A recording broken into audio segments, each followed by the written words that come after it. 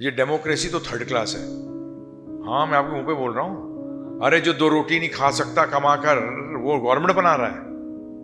अरे 2 रोटी नहीं कमा सकता, वो गवर्नमेंट बनाता है। क्या बुद्धि है उसमें?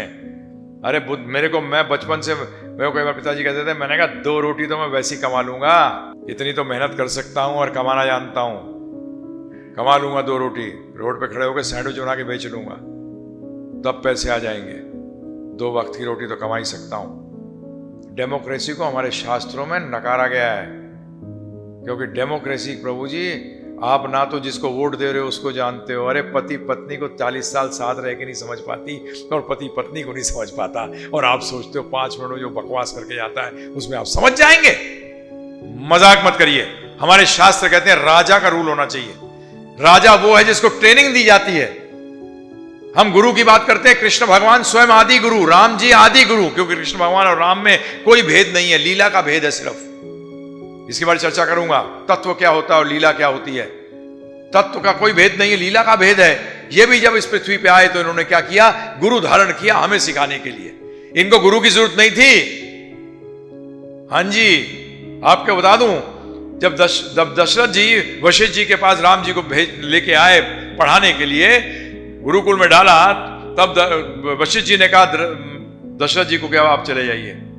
बोलते क्यों? बोलते हैं आप जाइए तभी मैं पढ़ाऊंगा। बोले नहीं, मेरे सामने कुछ। बोले नहीं, आपको जाना पड़ेगा। जब वो चले गए तो वशिष्ठ जी ने हाथ जोड़ के राम जी को आंगन में बीच में बुलाया और उनकी परिक्रमा करी। क्या करी? आप मुझसे ये खेल खिलाना चाहते हो, आप शिष्य बनना चाहते हो, तो मुझे अकल दो कि मैं आपको कुछ सिखा सकूं। पर तो आप तो सीखे सिखाए हो, आपको मैं क्या सिखाऊंगा। दशरथ जी को इसलिए भेजा क्योंकि दशरथ जी बोलेंगे ये क्या कर रहा है गुरु जो सीखने आया है उसका परिक्रमा कर रहा है।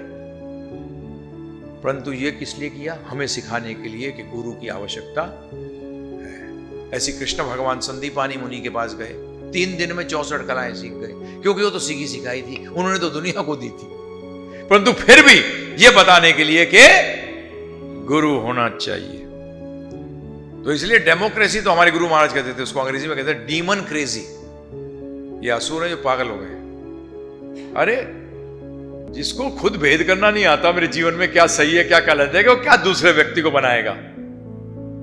और उनको गाली देने की फायदा नहीं है, क्योंकि वो हम में से एक है। जैसी समाज की बुद्धि होगी वैसी तो वो पहुंचेगा वहां व्यक्ति। बताइए प्रभु जी, पहुंचेगा नहीं पहुंचेगा? कुछ तभी हमारे उसमें कहा है राजा, और उसमें प्लस पॉइंट बताऊं क्या होता है राजा में, कि अगर राजा गड़बड़ आए, राजा को खत्म करने से पूरी चेंज हो जाती है गवर्नमेंट। क्या हो जाती है?